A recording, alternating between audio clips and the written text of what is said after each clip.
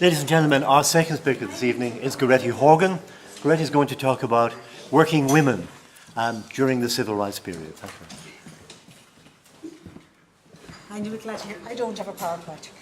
So I think that the reason that I got asked to do this really is because I've been to a lot of the civil rights events over the too many actually, since September, October.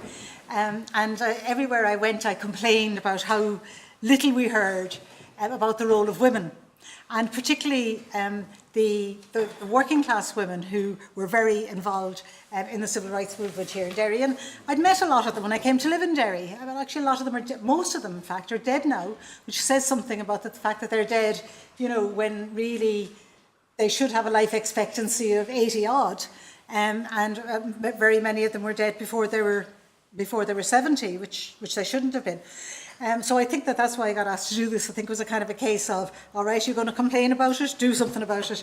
And I think that's why I've just set my timer there for 20 minutes, because I will try to keep to the 20 minutes. So the thing is that if you're talking about women in Northern Ireland, then you really do have to say that when you talk about the shipyards, you know, kind of providing the basis for for partition and all, that actually women were also crucial to that, you know, making Northern Ireland the linen capital of the world. And in the 19th and 20th century, you know, women had as much to contribute to the economic basis of partition as the rest of the island. And women in the north suffered as we did in the south as a result of partition. So when Connolly talked about, you know, partition bringing a carnival of reaction and all that, everybody thinks about the south and, you know, contraception being illegal and no divorce and all this kind of thing. But we very rarely look at what was going on here in the north as well. And when I got an awful fright this morning, because I'd been asked to speak about women in the civil rights movement, and then I opened up, you know, the invitation, and it said from welfare state to O'Neill, and I thought, oh dear God, I better say something about the welfare state then. And one of the things that was really noticeable from a woman's point of view in relation to the welfare state was, first of all, just how slow, as Eamon has already said, that the Stormont government were in embracing it. So you had the Butler Act, the Butler Education Act in 1944 in England, and of course it was 1947 before it came here to the north of Ireland. But one of the things that always fascinated me, because of my interest in women and children, is what happened in relation to the nurseries, the Second World War nurseries here in the north. So in England, Scotland and Wales from 1939, there were nurseries set up all over in order to encourage women into war work, in order to encourage women into the munitions industry, and also, to be honest with you, to keep them in the linen industry, because linen was important for planes and I think maybe parachutes. But anyway, they were important for the war effort as well. And so from 1939, there was hundreds of nurseries set up that actually started at 7 o'clock in the morning, gave the children their breakfast and kept them there until 7 o'clock at night, so that their mothers could work 12-hour shifts for the war effort. What did Stormont do? Stormont, on the one hand, had proportionately more women at work here in the population here than there would have been in other parts of the UK. But Stormont just flat refused to set up nurseries. They weren't going to be suggesting that a woman's place wasn't in the home. And even though there was loads of women who had children who were out working, they were very determined to kind of insist that women's primary role was still going to be in the home. So the Unionist government actually refused to do this. Now it did establish some childcare facilities outside of Belfast to help with the children who were evacuated from Belfast after the bombings in 1941. But it actually took until 1943 when the Unionist government was under a huge level of pressure, first of all from Britain, because you had Westminster saying, hang on a second, you can't be doing your bit for the war effort if you're not providing these nurseries to allow the women to work. And there was a huge and growing demand for women workers in munitions and aircraft in the linen industries. And it was only actually when a couple of women MPs who were sitting as independents from Queen's University actually put down a motion at Stormont to say, you know, that this was a disgrace and to imply that they were that they weren't being patriotic, you know, that they weren't, that the government wasn't fully backing the war effort. And also I think they lost some by-elections, didn't they? The Ulster Unionists lost some by-elections. So I think that may be really what swung it, is losing the by-elections. And so they finally relented and set up a series of nurseries across Belfast, which catered for about 500 children at their height. And like I say, they were actually, you know, we don't have anything like them today. They were open for 12 hours, providing 3 meals a day, etc., for the children. Interestingly, there was a huge improvement in the children's health during that time, because it was probably the first time that a lot of them got 3 meals in a day. And when the war was over, most of the nurseries in Britain actually closed. And here's where the North again decided to do things differently, because there was a boom in demand for linen immediately after the war, and the women workers' skills were more required than ever. And so the mill owners actually offered to pay to keep the nurseries open. And in fact, some of the mills actually set up their own nurseries for a while, as long as there was a boom in linen. But as soon as the demand for linen dropped off again in the early 1950s, the demand rose really quickly to close the nurseries. And it was really interesting to read about this, because just like today in relation to things like abortion and LGBTQ rights, in the years after the war, you saw the Catholic Church, the Catholic hierarchy, and unionist politicians coming together to condemn the continued provision of day nurseries. From 1945 onwards, there were Lenten pastorals and sermons at confirmations, where bishops sort of said that the nurseries destroyed the natural and divinely ordained traditional family. In fact, one bishop argued that, this is a quote, that the development of state welfare services were, quote, the infiltration of bureaucratic state control into family life, the result of a pagan concept of society. And at the same time as the bishops were saying things like that, Lord Glentoran was attacking the nurseries in a Stormont debate, saying the proper place for a child aged 2 to 5 years or 2 to 10 years is in his own home. We must have an ideal that the man should be able to support his wife and family.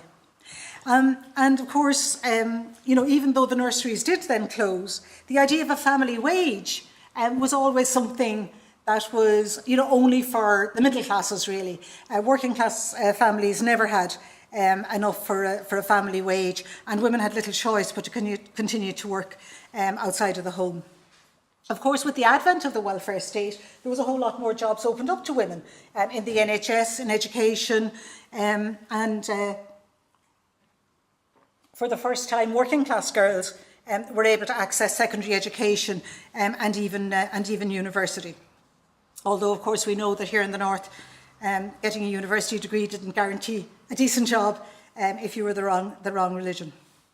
And I guess it's not surprising then that you know, when the civil rights movement started, that women were going to play an important role in it.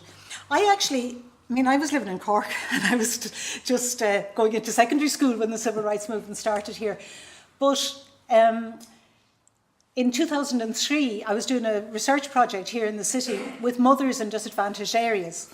And I wasn't wanting to talk to them about civil rights at all. I was wanting to talk to them about how they managed to make ends meet, and how in particular they were able to get bits and pieces of work, and how that work contributed to them being able to make ends meet. And I was really, really surprised by the extent to which the civil rights movement came up again and again, mainly with the women who'd have been in their late 40s, early 50s, so women who were probably 16, 17, 20 at the time of the civil rights movement. And so many of them had to me, they thought these were the best years of their lives. You know, they were talking about the great time they had during the civil rights movement, the fun that they had, the crack that they had, the freedom that they had, just the high. I mean, you just got the impression that this really was the best time in these women's lives. And I was actually kind of fascinated by that, because I thought, well, you know, that's not, when you read about the civil rights, when you read the history books and that, you don't just get that feeling of excitement. And so then what happened was that in 2008, for the 40th anniversary, is that right? Yes, for the 40th anniversary of the civil rights movement, and again I was complaining about all of the men doing all the talking, and there being an awful lot of male, you know, the men sort of seeming to dominate everything. And again somebody said, well, you know, if you're going to complain about it, then write something about it, you know, you do something about it. And so I took all the bits and pieces that I had from the women who had said stuff about the civil rights movement in 2003, and I went and then purposely went out to interview women who had been, who'd walked out of the shirt factories, basically. I'd seen all this footage of women coming out in, you know, terraced ranks, really, like just droves of them coming out of shirt factories, especially coming down Abercorn Road. And you get these wee bits of films of like thousands of women, absolutely thousands of them. And so I thought, I'm going to go and look for some of these women and talk to them. And that's what I did. And so a lot of what I'm saying here is based on what they told me. And one of the things that they said was, why would you not expect women, working class women, to be to the fore of the civil rights movement? Why would you expect us not to be out on the streets looking especially for housing? So housing, when you think about it, right, who's stuck in the home most? You know, for whom is the home, you know, most a place that you need to be some way decent and some way comfortable? I grew up in a 2-up, 2-down, and there were 7 kids, and I thought that was ridiculous. I thought, like, looking back at it now, I think, how did my mother bring up 7 kids in a 2-up, 2-down? My best friend lived in Fulton Place before the civil rights movement. She lived in a 1-up, 1-down, and her mother had 14 children. So that is literally like 4 times worse than our family was. And so when you hear about that kind of thing, you realise that it's the women who were dealing with that kind of poverty. It's the women who were trying to, remember, these were the days before washing machine. They had no running water.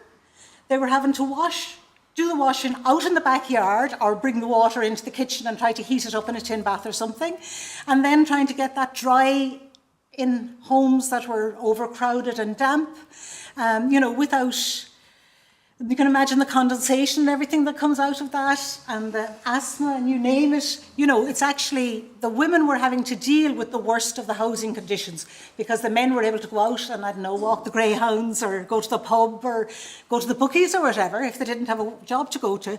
But the women were stuck doing a lot of that, and that was actually Protestant women as well as Catholic working class women who were having to do that. And it was also the women really who bore a lot of the brunt of discrimination in employment, partly because it's always women who have to deal with family poverty, and so if there's no employment, then they're going to have to work that much harder to make ends meet. And yes, there was work for women, whatever their religion, in the shirt factories, but work for men was very scarce. And that then left you with, as a married woman, and these women were talking to me about, when they got married, what were their choices? So there was a couple of things they could do. They could, and actually this is somebody was talking about. She was saying you could work all day in a shirt factory, come home at lunchtime in the middle of the day to make the family dinner, because in those days people had their dinner in the middle of the day. Do the shopping on the way home to make the tea, and then get everything ready for the next day's dinner, as well as looking after the kids and doing the washing and all that before you go to bed. So basically these women were talking about being, if you were to choose to work in a shirt factory and thereby, keep your man at home here, that he wouldn't have to go to England, that you would, you were working not just a double shift like we work today. I mean, most women work a double shift most of the time, but a double shift without a washing machine, without a fridge, without a spin dryer, without all the kind of things that we have these days. If you didn't want to do that, if you thought, no, I can't just exhaust myself like that, then what were you going to do? You could kiss your husband goodbye, you could send him off to England and have him send home money every once in a while, And yeah, it wouldn't be a great life, but at least you wouldn't be having to, work so hard. And then the only other option, obviously, was to bring a family up on the dole. And a lot of them were saying that that was something that they didn't want to do because they'd seen their mothers doing it. It was just too hard. And they really thought that it was horrendously difficult and really very stressful emotionally as well because of the difficulties making ends meet. When I hear them, when I think about that now, I give a hollow laugh because actually at that time, proportionately, the amount of money that people would have been getting on benefits was literally 3 times what they're getting now. So in 1971, benefits were about 30% of the median wage. Now they're only about 11%. So work that out and think about how difficult it was. Most of you here are kind of around my age, not much younger. So think about how difficult it was for your mothers. And then think about what it must be like now on a third of that money. And I sometimes think that some of those women were able to budget, manage their budgets, their seasonal budgets, their annual budgets, as well as their day-to-day budgets, better than any CEO that you can come across. Women had also, of course, benefited from the 1947 Education Act, and even if they left school, as soon as they reached the end of compulsory schooling, they were still more likely to have had a couple of years secondary education, something that hadn't been available to their mothers. Television was starting to be available. People were getting a glimpse of how other people lived. They were starting to realise that not everybody lived like this. Not everybody moved in with their mother and had their first couple of kids, although again, that's coming back, isn't it, especially in Dublin. But like young black people in the United States, young women here started to ask as well why things should go on like this and whether they shouldn't be able to see some change. One of the women that I spoke to who had been a shop steward in a factory in Bennett Street, I was asking her, what it was like for her when she first got married. And she said, well, in 1967, when the civil rights movement was starting up, she and her husband and 4 children lived in a caravan behind her mother-in-law's house. And she said that when they were looking at the telly, and in particular when they were seeing the civil rights movement in America, they thought, this is what they thought, and this is what she's saying. She says, why did our parents live their entire lives like this? This is what they were thinking. Why did our parents live our entire lives like this? All the housing and jobs carry on. You couldn't have called it unrest, just we were all heading in the same direction. It was a generation between 20 and 30 years old that was saying, we cannot go on like this. We just cannot go on like this. And we looked around the world and we saw civil rights in America and the students in Paris having a ball. And we thought, why couldn't we do that? So when the notion of civil rights blew across the Atlantic, really I think that for women here in Derry, the material conditions really provided fertile ground for these ideas. They were ready to say, we've enough of this nonsense. We've seen on the TV people who have real houses with bathrooms and things, and we're just not going to put up with this anymore. And so that's why, all these women were saying, that's why we walked out of the factories in the thousands that we did do. Now, one of the things that I asked them is, what were they doing at all?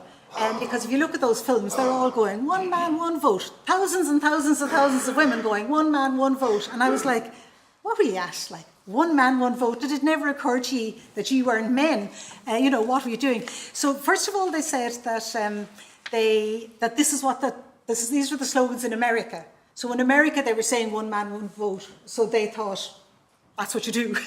But also they said, and I thought this was actually, and this was literally everybody. Nobody said to me, yeah, that was a disgrace, wasn't it? There were a bunch of male chauvinist pigs or something. And everybody said something along this line. So this is a quote from one of them. One man meant everybody. That's the way we took it. It was easier to say one man, one vote than one man, one woman, one vote. You couldn't get your tongue around it. When we said one man, one vote, we meant everyone, because none of us had votes. So they were really, really clear that even though, like looking at it from today, we'd say the civil rights movement was gender blind, and we wouldn't have it today.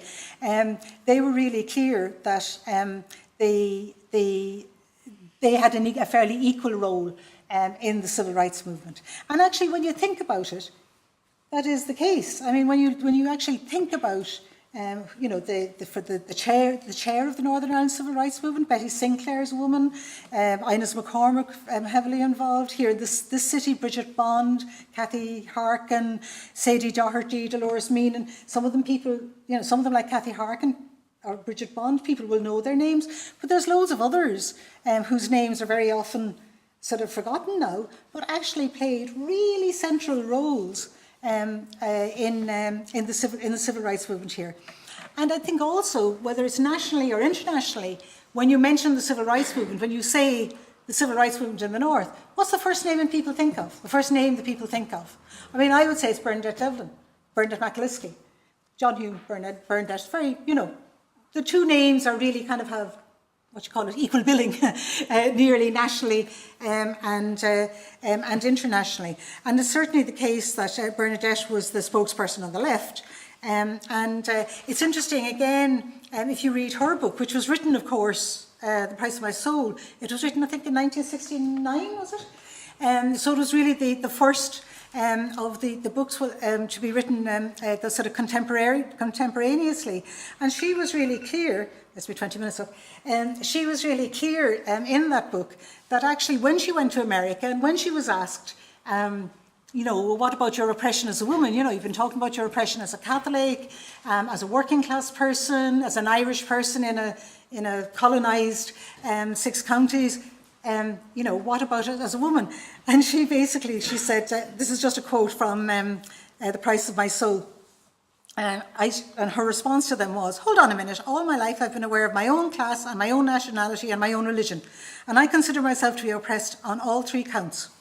But I don't have the time and space just yet to even countenance any more oppression. If I am oppressed as a woman, please don't tell me about it. And she says, and that was true. In 1969, that was true. And I think that since I've kind of gone over time, just to sort of rush through and back to that, I think that it's fair to say that for a lot of the women that I spoke to, for that chapter that I wrote of that book, when I asked them about that, did they not think that they needed a women's civil rights movement? That's the way I put it. Did you not think there should have been a women's civil rights movement as well? They said pretty much the same thing. Look, when you don't have a home to live in that you can actually feel comfortable in, that you can actually find a place to sit down when there's that many of you in such a small space, then how are you going to be able to think about, my particular rights as women? When you're working so hard, you can't think of anything else except how am I going to make ends meet? How am I going to look after Christmas? How am I going to deck them out for First Communion or Confirmation or whatever? Then how are you going to be thinking about your oppression as a woman? There's just too much else. And they were literally saying, not as well as Bernadette would say it, but the same kind of thing, that they didn't have the time or the space to be thinking about it.